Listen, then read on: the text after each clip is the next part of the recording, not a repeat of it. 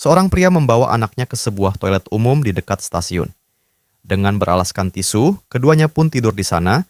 Sang ayah Chris hanya bisa menangis meratapi nasibnya dan berpikir bahwa ia telah gagal menjadi seorang ayah. Ternyata, semua ini bermula pada saat Chris memutuskan untuk menghabiskan seluruh tabungan hidupnya dengan berinvestasi pada sebuah mesin pemindai keluaran terbaru. Chris berpikir bahwa mesin itu akan sangat laku di pasaran.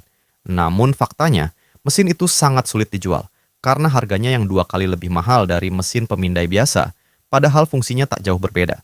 Biasanya setiap bulan Chris bisa menjual 1 atau 2 unit, namun akhir-akhir ini mesin itu tak terjual sama sekali dan membuat keuangan keluarga Chris benar-benar di ujung tanduk.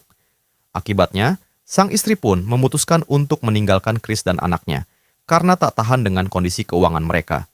Sehingga kini, Chris hanya memiliki sang anak di hidupnya.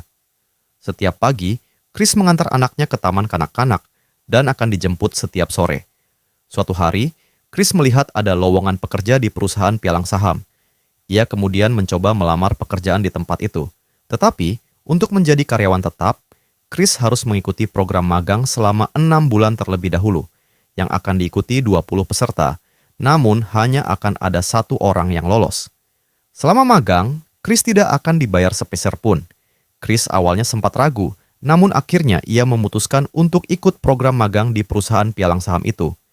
Ia pun terpaksa menjual mesin pemindainya dengan harga sangat murah, supaya bisa mencukupinya selama 6 bulan ke depan. Untuk tidur, Chris dan anaknya pergi ke sebuah tempat penampungan dan tidur semalam di sana. Ketika pagi hari, Chris akan mengantar anaknya sekolah, dan setelah itu lanjut menjalankan program magang di perusahaan pialang saham. Aktivitas itu pun terus dilakukan hingga akhirnya Chris akan mengikuti sebuah ujian akhir di program magangnya, supaya bisa diangkat menjadi karyawan tetap. Ia pun belajar selama semalaman penuh, hingga akhirnya ujian akhir pun tiba. Berkat usahanya selama ini, Chris dengan mudah menyelesaikan ujian itu dibanding peserta lain, yang membuat pengawas keheranan. Dan beberapa hari kemudian, Chris dipanggil oleh HRD.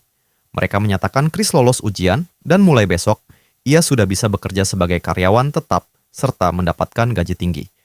Chris pun bahagia terharu, berkat dedikasi dan tekad yang kuat, kini Chris dapat merubah nasibnya.